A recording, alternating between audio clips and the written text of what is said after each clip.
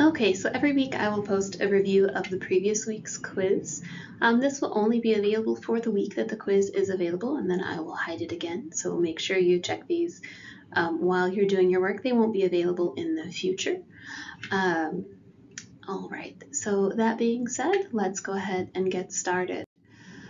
Just to note, the quizzes present the questions in random order, so the numbers might not answer. You might want to have your quiz up on another window and scroll to the right answers, so that you're able to compare them. They are not presented in the same order for everybody, so what I'm presenting here won't match the exact order of your quiz, but you can find the question that's the same.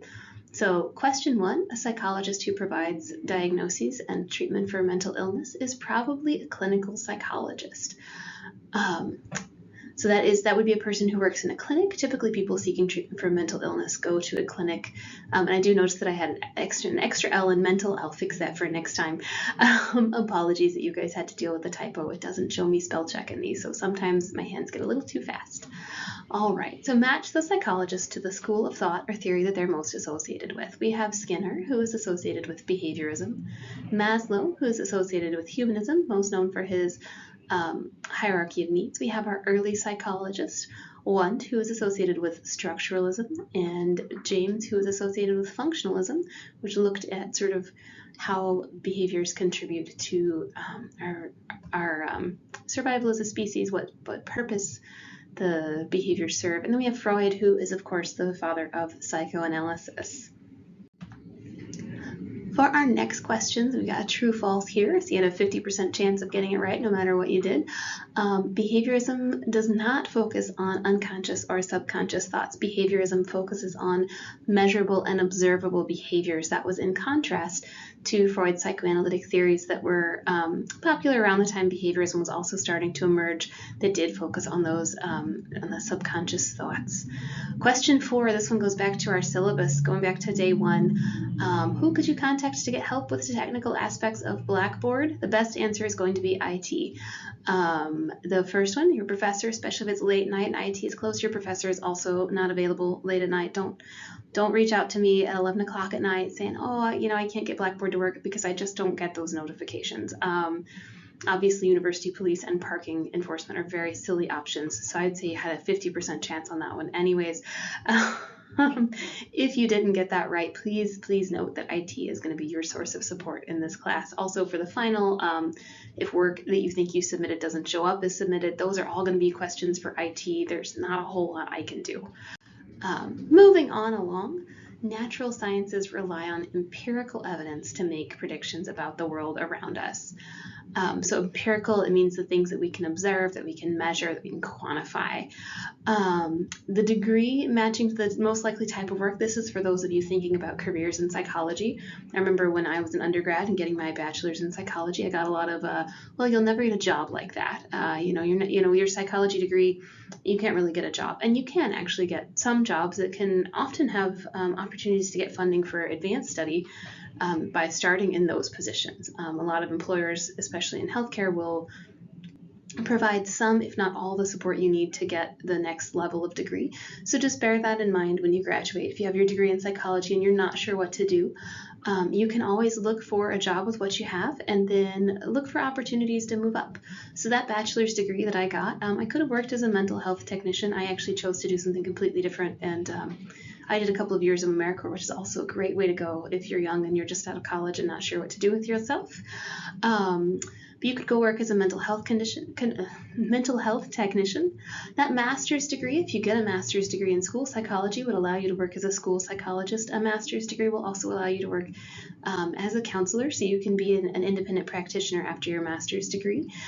In some states, in Alaska, with your LPC, you can practice independently once you have your clinical hours, so it's not that far.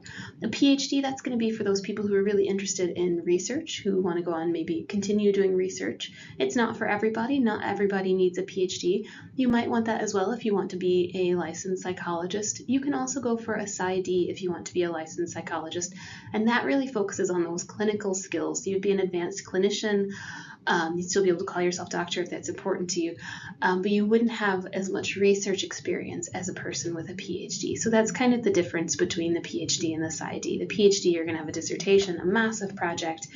The PsyD, you'll still have to do some research, but it won't be to the same extent.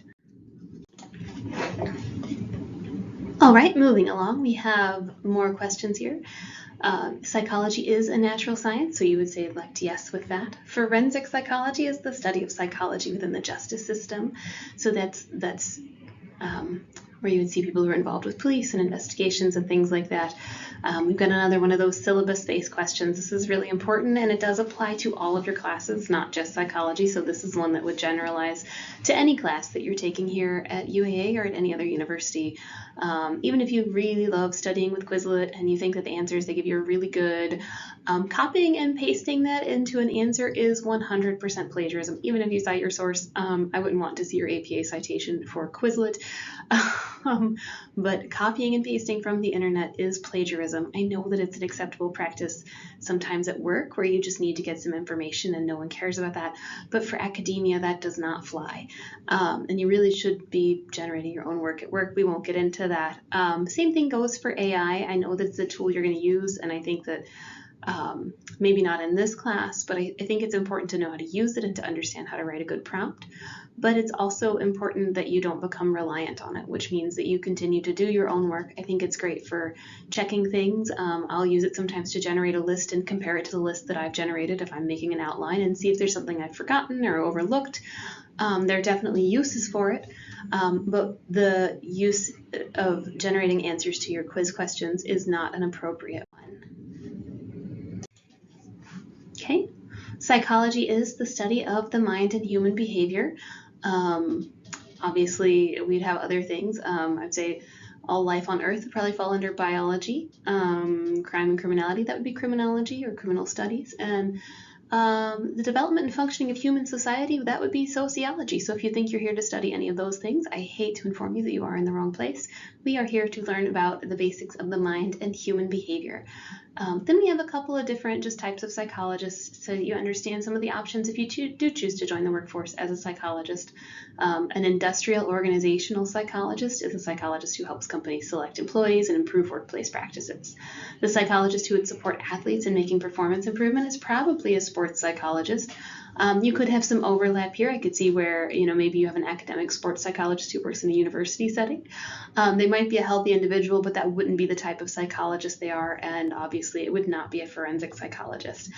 All right, I think we have one more page of these, and okay, and then for our last one, the researcher who is interested in studying how part of the brain is related to a behavioral trait is most likely a biological psychologist. You might see neuropsychology thrown in there. Those are similar terms, but of the options available, that is the only one that fits. Matching a school of thought to an area of focus, cognitive psychology focuses on thinking and how it influences behavior.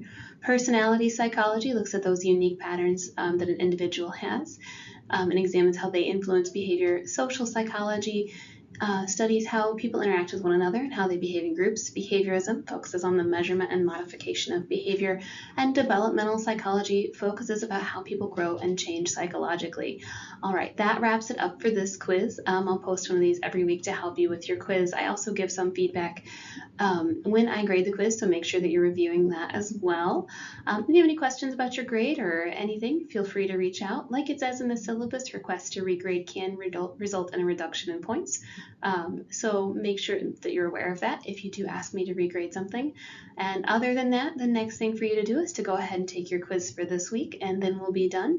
I appreciate your time and your effort that you're putting into this class, and hope that you feel like you're learning something.